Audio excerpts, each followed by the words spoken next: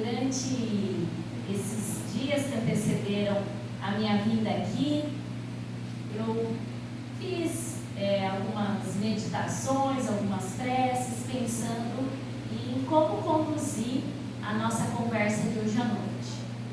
E aí, alguns textos vieram na minha cabeça, né? Algumas inspirações, e eu vou misturar um pouquinho do estudo, né, da minha parte profissional, com o que diz o Evangelho segundo o Espiritismo, no capítulo de piedade filial, e toda a parte que fala sobre a parentela corporal, a parentela espiritual, e nós vamos estar também vendo aqui uma linha do tempo, considerando que nós não vivemos somente uma vida, que para quem está chegando agora aqui na Casa Espírita, ou vai estar assistindo depois, nós espíritas sabemos, acreditamos e vivemos um dos pilares, que é a crença na imortalidade da alma. Ou seja, nós nascemos, vivemos às vezes dias, às vezes meses, às vezes anos, e a grande parte da população vive, então nós temos a expectativa de vida, né, acima dos 60, 70 anos, né? Então, em cada região, nessa época, hoje em que estamos, vivemos mais, em média de 74 anos a expectativa de vida, né? E vocês viram que tem alguns riscos ali. Esses riscos demarcam a passagem, a morte. E vocês vão falar, mas Dani, acho que você fez errado, porque ali no primeiro você colocou até 52, eu estou com 51 e 11 meses. Brincadeira. Foi tudo hipotético. Aqui até 98, daí animou mais. Aqui até 102, né? Mas nós sabemos que às vezes a gente não tem nem a oportunidade de nascer. Ocorre já, né, a morte fetal, a barriga da mãe, né? E cada um desses é um estágio da nossa alma que é imortal. Se a nossa alma é imortal, e se existe a parentela corporal e a parentela espiritual, convém dizer que, segundo muitas psicografias, comunicações, publicações no Livro dos Espíritos, né, nós, por hora, podemos ser o pai, a mãe, outra vez a gente pode ser o filho, outra vez a gente pode ser o irmão, outra vez a gente pode ser o colega, pode ser o cunhado, e esse grupo reencarnar junto em outras condições. Faz sentido isso para vocês? Isso. E aí, o pessoal está dizendo que sim, né? Quem vai assistir depois. Então, e por que a gente fez aquele eletro ali, aquele desenho que sobe e desce? Alguém tem uma ideia? As outras vidas. Isso. Elas tem dois marcos, mas o que acontece? Em cada vida, tem horas que a gente está lá embaixo, tem hora que a gente está lá na crista da onda, e tem hora que a maré está puxando o nosso pé, e a areia movediça ali da praia está atolando o meu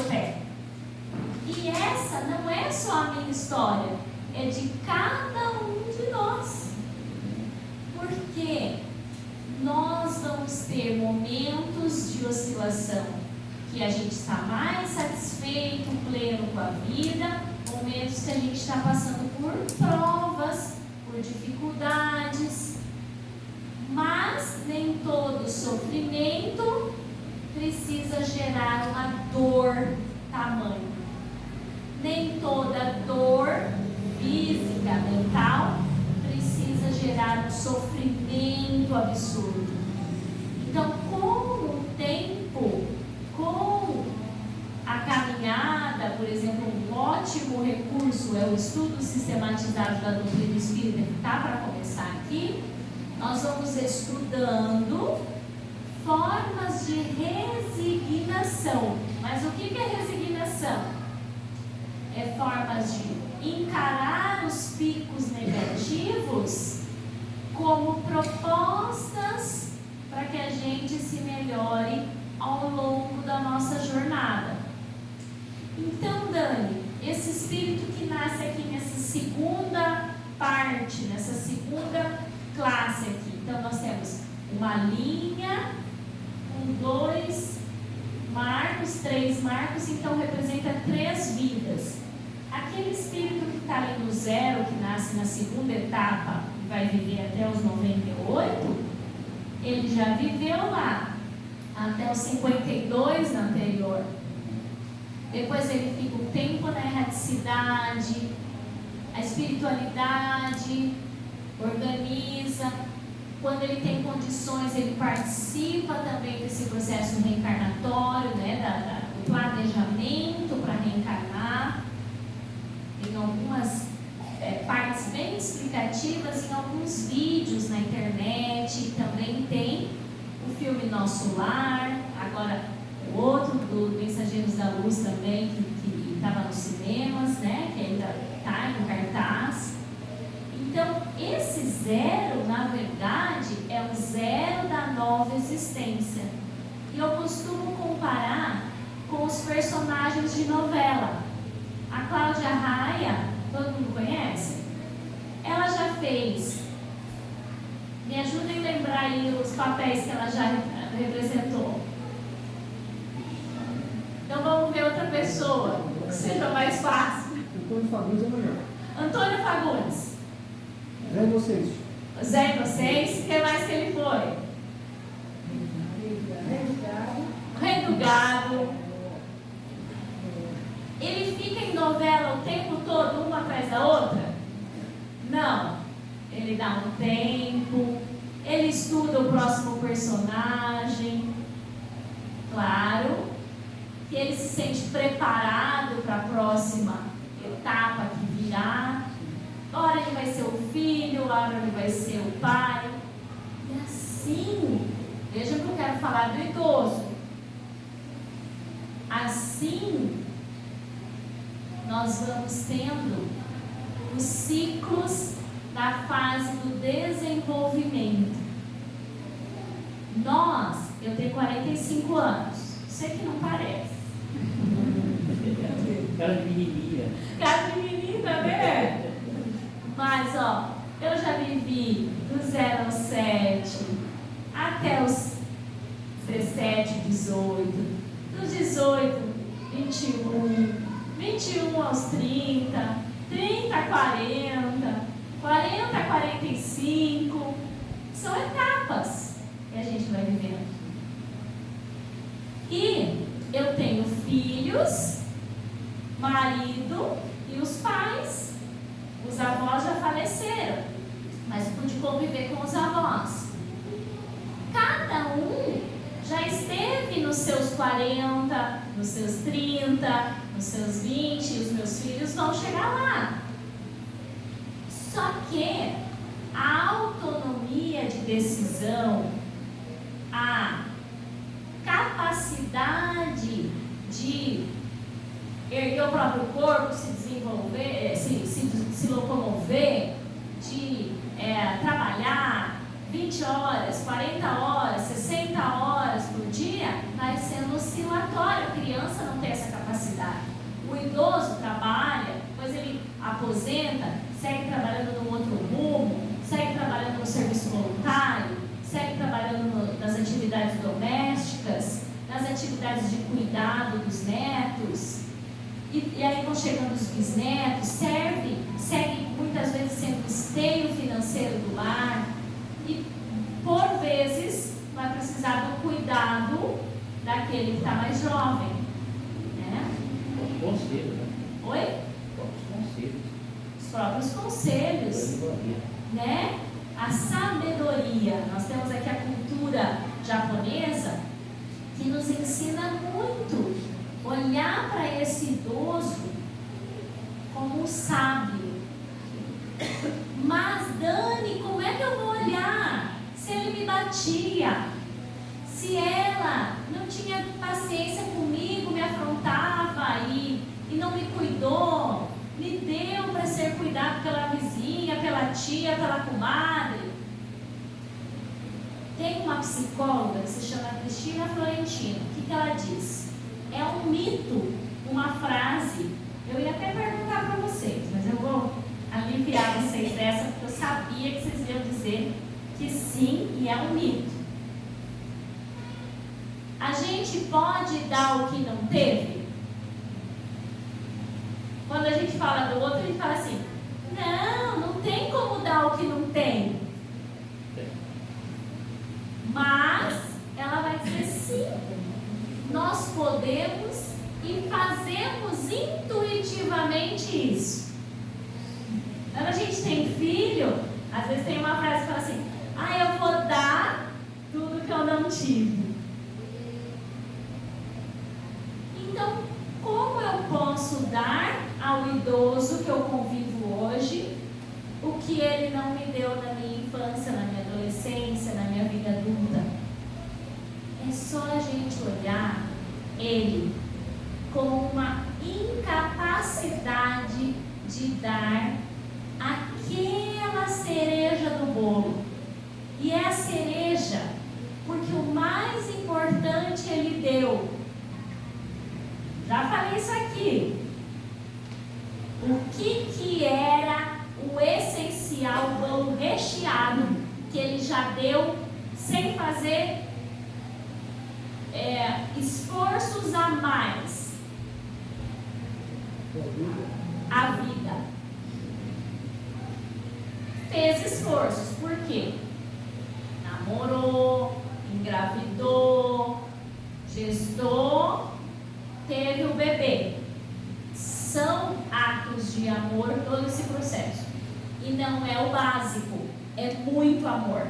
Dá nutrição todo na barriga, tira forças, vitaminas de onde não tem para o feto, para ter a circulação. Nasce o bebê é o único ser que não sobrevive sem a mãe dar o leite na boca dele. Ou o leite da mama, ou o leite da mamadeira. Isso tudo é vida. Sem a gente ter nascido, serve alguma coisa estudar? Serve alguma coisa se formar, trabalhar, ser atuante das diversas profissões, trabalhar aqui nas atividades? A primeira coisa é a vida. Então, de fato, todo a mais que esse idoso dá era diante das condições que ele tinha. E ele se esforçou muito para tentar dar a mais, porque às vezes a cultura era: tem que educar essa criança. O que era educar a criança? A palmada. Por quê? Porque o medo dessa criança virar igual aquele adulto lá vizinho que ela julga, né? Então, assim, tem como voltar atrás e a pessoa refazer de outro jeito 5 anos atrás? Não. 1 ano atrás dá para voltar? 1 dia atrás dá para voltar? Mas qual ação que eu posso fazer diferente? Eu posso ressignificar.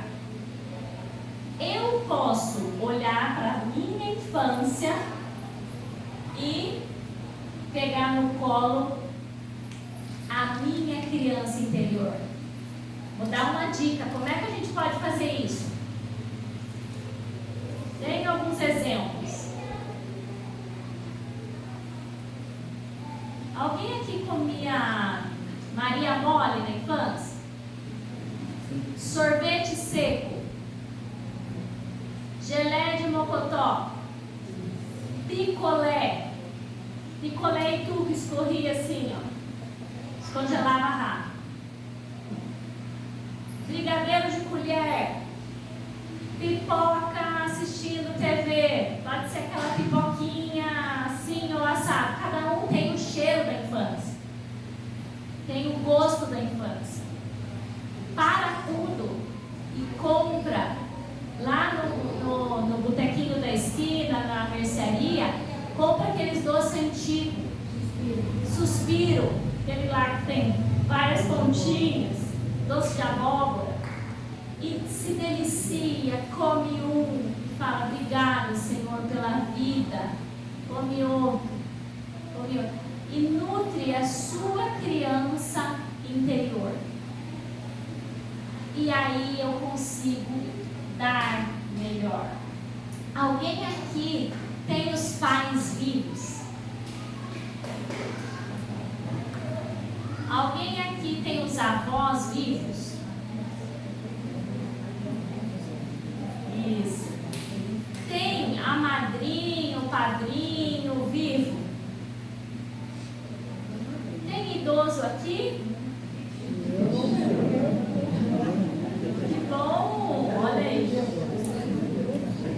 Alguém gostaria de vir aqui falar um pouquinho se é verdade isso que eu estou falando ou dar um outro ponto de vista?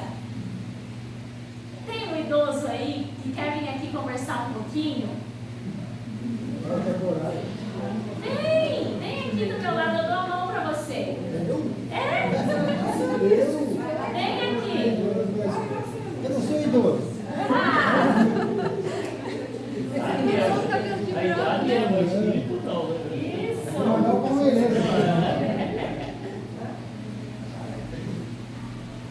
Fala para nós, como é que você se sente idoso? Eu poderia estar até curtindo. Mas eu não queria ser idoso, não.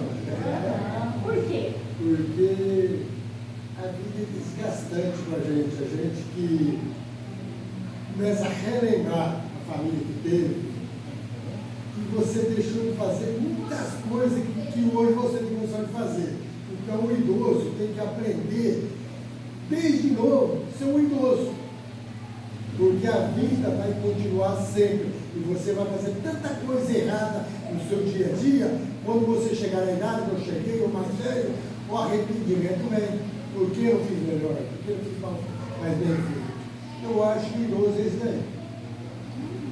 E como é que pode fazer de hoje em diante, dia 28 de fevereiro em diante? Procurar reparar o erro seu, procurar se corrigir, procurar estudar, se você não estudou enquanto novo, para você ser um pouco melhor. Isso é o idoso.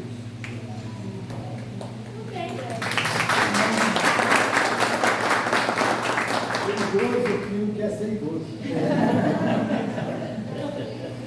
Quem mais? Vai, idosinho. Vai, idosinho.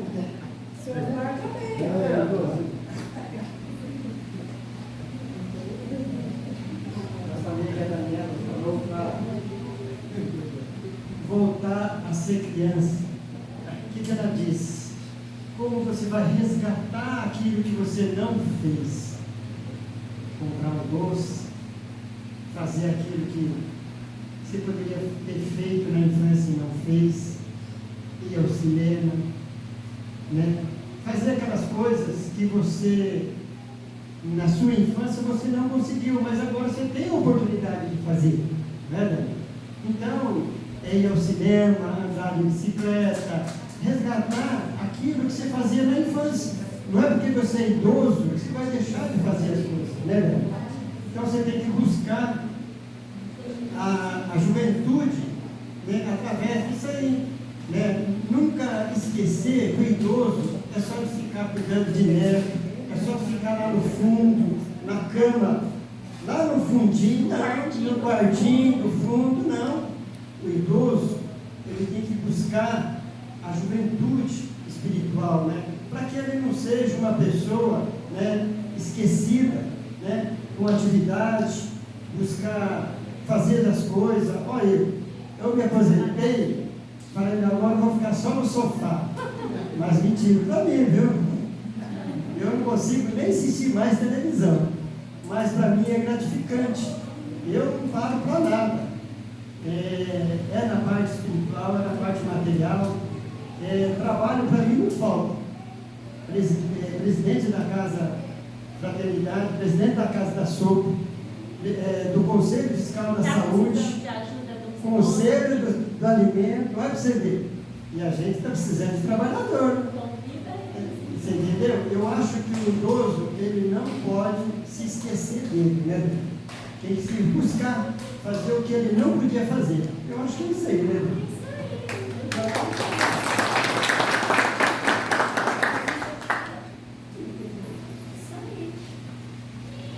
Nós temos a oportunidade todos os dias de fazer a nossa história mais aqui em cima.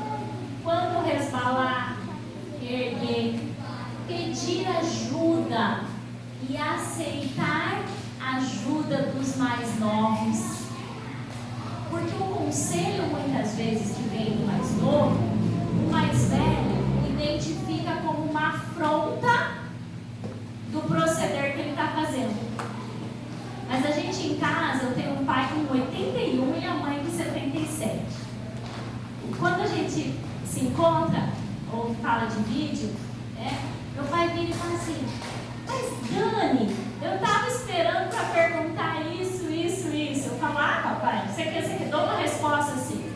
Aí eu depois falo assim, não, fala você para mim, o que você pensa disso?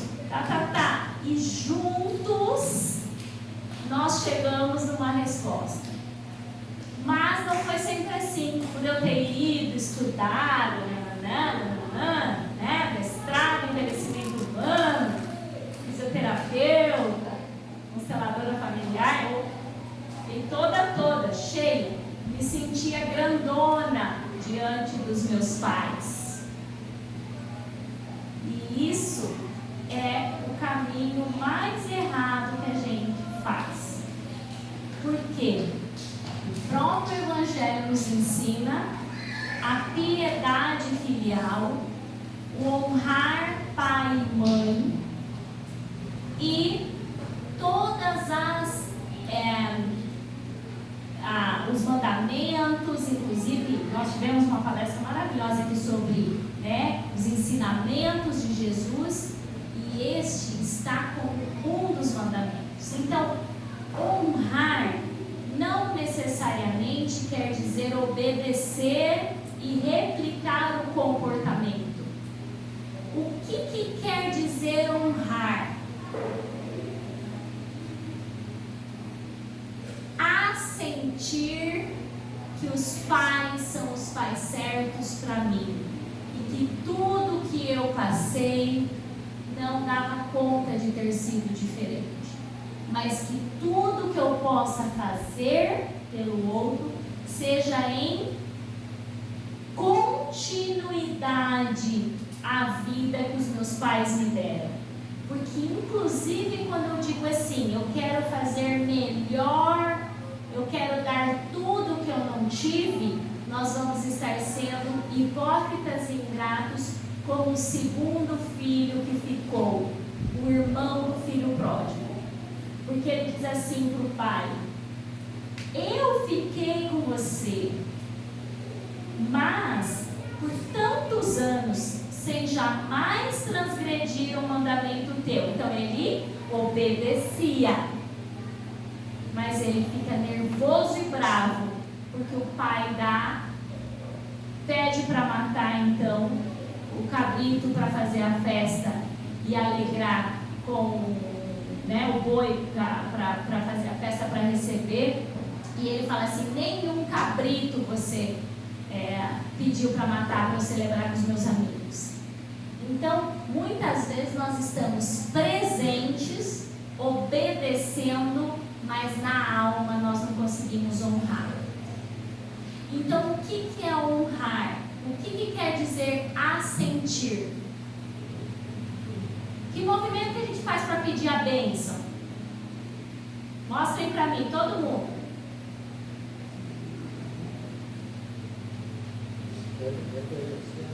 Isso é assentir. Eu sou menor que você, não cabe a mim ditar regra para vocês, dizer como é que você tem que ser.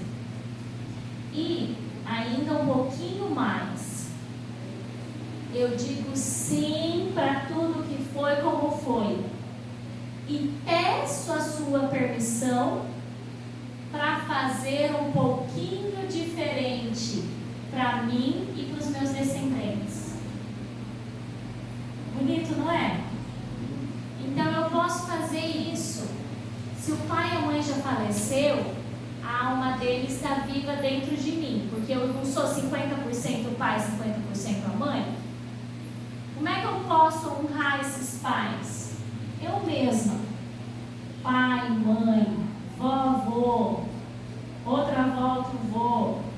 Eu tomo a força e eu digo sim para tudo que foi como foi.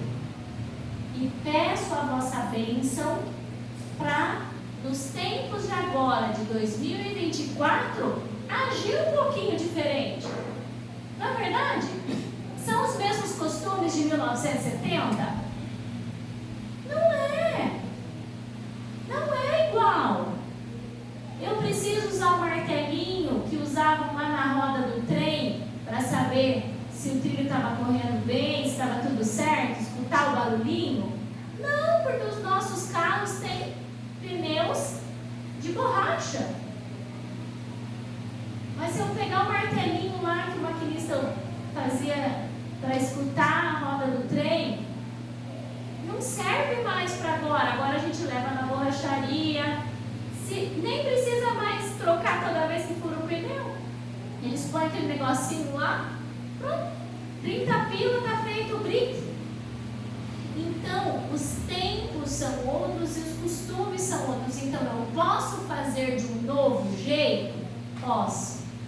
E como então, Dani, lidar com as mágoas que eu tenho muitas vezes desse idoso que convive perto, ou que já partiu e que eu ainda não consegui tirar um peso que vive dentro de mim em relação ao idoso?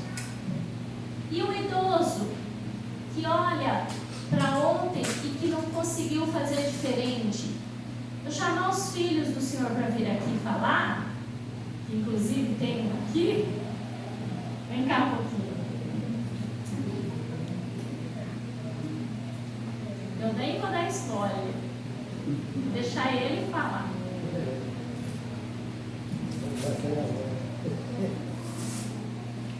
Fala para nós, quem é esse pai? O pai é que a gente precisava ter na nossa família. Foi duro na hora que precisou, foi bom na hora que precisou. E com certeza eu e meus irmãos somos agradecidos a ele. Então fala o nome dos seus irmãos, fala pai.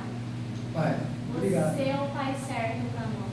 Você é o pai certo. Ele fala que ele não é meu pai, pode ter meu amigo. Mais que pai, é um pai e amigo. Isso. Fala, tá tudo bem. Com certeza. Tá Isso. pode dar para Senão ele abre muito vazio. Muito bem, obrigada, viu? Todos nós temos as nossas questões, mas nós podemos fazer de 28 de fevereiro de 2024 para frente.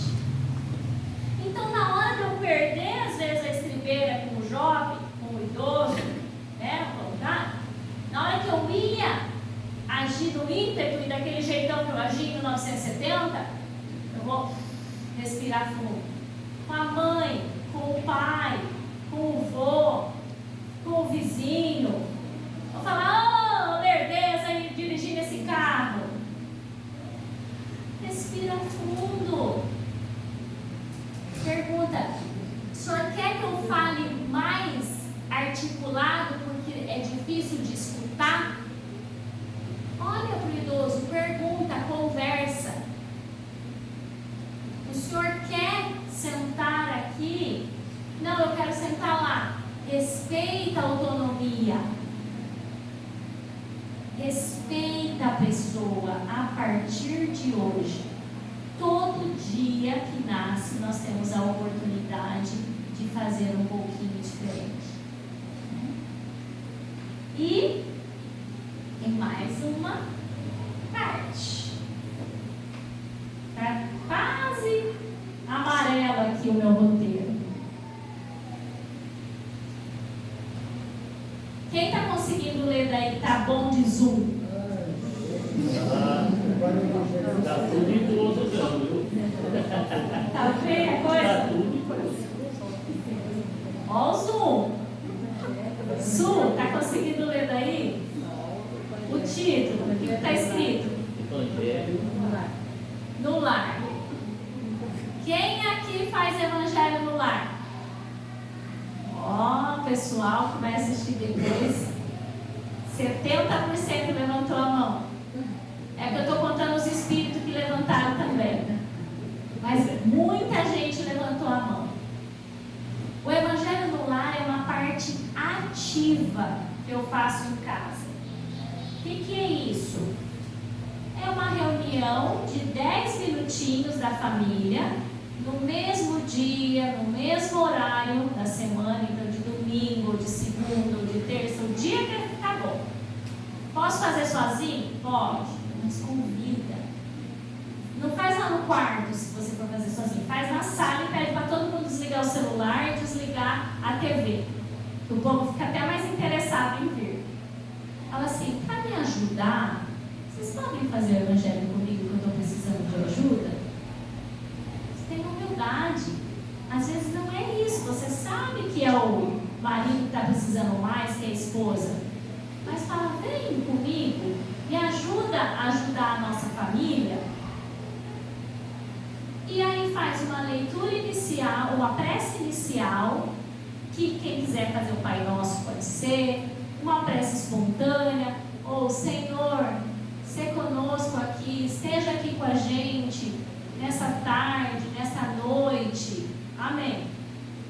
Que assim seja. Como, aleluia, como você quiser falar. Faz uma leitura de um trecho do Evangelho. Evangelho segundo o Espiritismo. Nós estamos na Casa Espírita. Vai falar do Evangelho segundo o Espiritismo. Eu já fiz Evangelho no lar com qualquer forma de leitura altruísta. Já fiz Evangelho no carro. Quando a gente está viajando, a gente faz a prece, pede para os Espíritos abençoe o carro, a casa, e faz a prece de irradiação sem a leitura, lê no celular. Faz com o Evangelho, com a Bíblia que você tem em casa. Aí, se você tem um parente que está te visitando, pede para ele fazer a oração conforme a religião dele. Evangelho é a oração na família. Não é para dividir e dizer, tua reza está errada, a minha que está certa. Depois, a instrução é que a gente faça uma prece de irradiação. Então, nesta noite, inclusive, nós aqui todos estamos orando por quem? Pelos idosos, pelos rancorosos que estão desencarnados participando hoje aqui também. E às vezes não teve um movimento de perdão, de eu digo sim, e já partiram para outra vida, né, para o mundo espiritual. Mas ainda estão cheios de rancor, de raiva, de remorso. Por que eu fiz isso? Eu não mereço ser amparado. Merece. Todos nós merecemos a misericórdia desse Deus grandioso e bondoso e justo. E aí então, a gente faz a prece de encerramento. E a gente agradece. Obrigada, Senhor, por esse momento em família. Antes disso, eu pulei a parte que a gente pode comentar um pouquinho sobre o texto lido, o trechinho. Isso aí deu 5, 8, 10, 12, 15 minutinhos de Evangelho no Lar. E a gente fez a nossa parte ativa na nossa casa, ajudando que a ambiência do lar, que a atmosfera do lar fique como quando a gente entra aqui. Vocês não sentem quando entra aqui? É uma casa de oração. As pessoas sentem quando vão na tua casa. É aquela casa que recebe, passa um cafezinho, senta aqui na mesa, meu amigo, vem contar. Sejamos como os idosos, e os idosos sejam como os familiares, do jeito que a gente recebe as visitas. É possível. É possível. E esse é o convite da noite de hoje, para que a gente possa refletir que ora eu sou criança, ora eu sou idoso. O meu filho vê o jeito que eu trato o idoso. Ele aprende pelo meu exemplo. Ele não aprende pelo jeito que eu falo para ele que ele deveria tratar os outros. Então, que sejamos nós, na idade que a gente tiver, na comunidade, no meio, na casa, no trabalho, na atividade voluntária, sejamos nós ativos no processo da nossa evolução. Tem convite para trabalhar aqui em vários setores. Conversa com a Verinha, conversa, com o pessoal da casa de crachá e se coloca à disposição. Cada vez que a gente entra aqui, a gente é atendido, seja para atividade de criança, para o estudo sistematizado, para palestra, para vir aqui comprar um livro. E a gente ainda estende tudo isso para os nossos familiares.